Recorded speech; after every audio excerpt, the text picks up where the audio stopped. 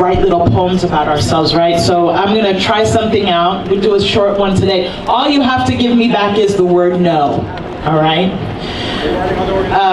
First they came for black and brown people, and the Jews said, no! Wow, that's a nice short one. Let's try and keep it going. First they came for trans people, and the Jews said, no! First they came for our schools, and the Jews said, no! First they came for Mahmoud, and what do we say? No! Damn right. You all are a very beautiful and inspiring sight out here tonight. My name is Rachèl Laforest.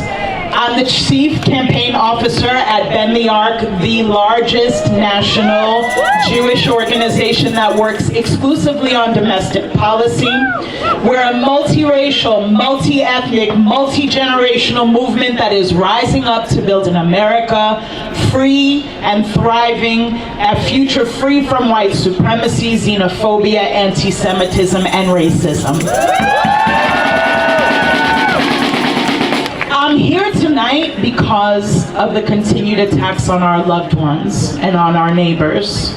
Because these attacks, as you've heard many, many speakers say over and over, are part of a right-wing plan to shred the Constitution and take away the liberties of all Americans, Jewish, Muslim, Christian, black, brown, white, citizen, resident, immigrant, everybody. As Americans, we must not let anybody's liberties be stolen. And as American Jews, we must not let liberties be stolen in the false name of our safety. The abduction and illegal detainment of Mahmoud Khalil is but one example of these attacks. Many have happened before him. More are happening right now as we stand here. And the Trump administration has promised that this is only the beginning. And guess what? This is only the beginning of our resistance. This is only the beginning of us showing up whenever and however we can to stop them. None of this is about stopping anti-Semitism. If this administration actually cared about Jewish people or wanted to end anti-Semitism, it would be upholding all of our freedoms to speak, study, and stand up for what we believe in. In the mid-1990s, I was a student activist and organizer right up at Hunter College. And it was at Hunter that I deepened my own understanding of the history of our practice in democracy, when and how its principles, laws, and structures have been strengthened in service to peace, justice, and healthy multiracial communities.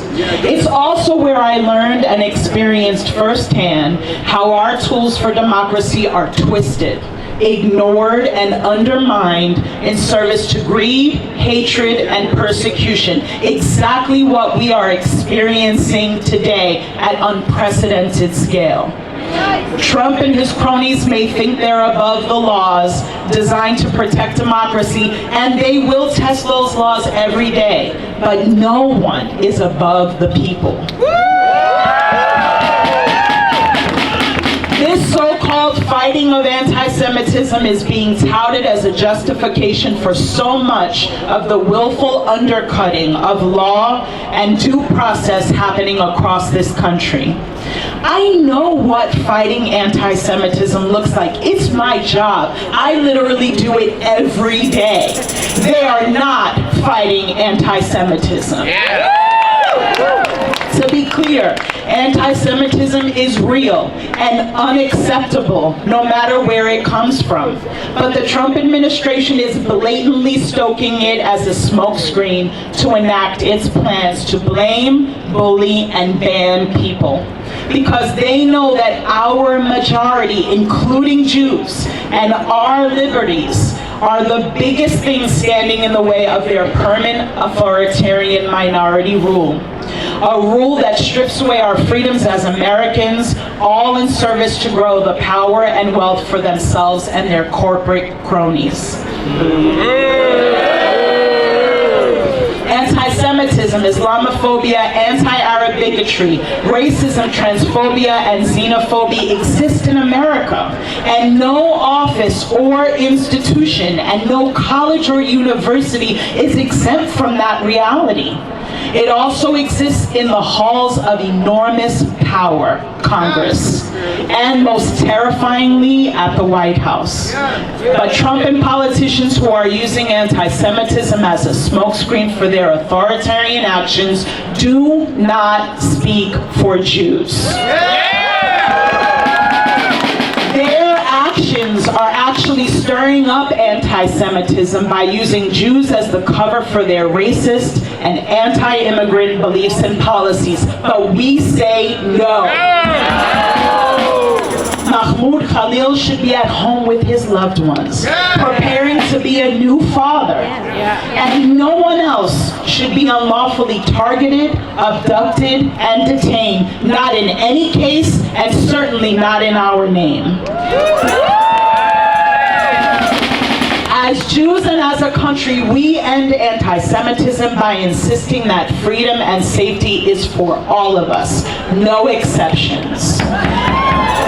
And I'm not just addressing the crowd here, this crowd of beautiful human rights defenders, of people who will see us through this winter into a spring beyond our wildest imagination. I'm addressing all of those far-right Christians speaking for Jews. We speak for ourselves, thank you very much.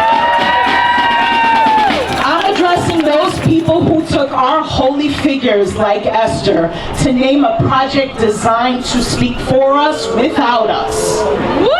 I'm addressing all those people who cynically use anti-Semitism when it's very, very real, when it's exaggerated, and even when it's fake, to put this democracy in danger, a democracy Jews rely on to be safe. We speak for ourselves. Elon Musk doesn't speak for us. The Heritage Foundation does not speak for us. Not even the ADL, they don't speak for us. We speak for ourselves and we say, we will defend education, we will stand with immigrants, we will fight for our liberties, we will end all forms of bigotry and anti-Semitism, and we will free Mahmoud Khalil. Thank you.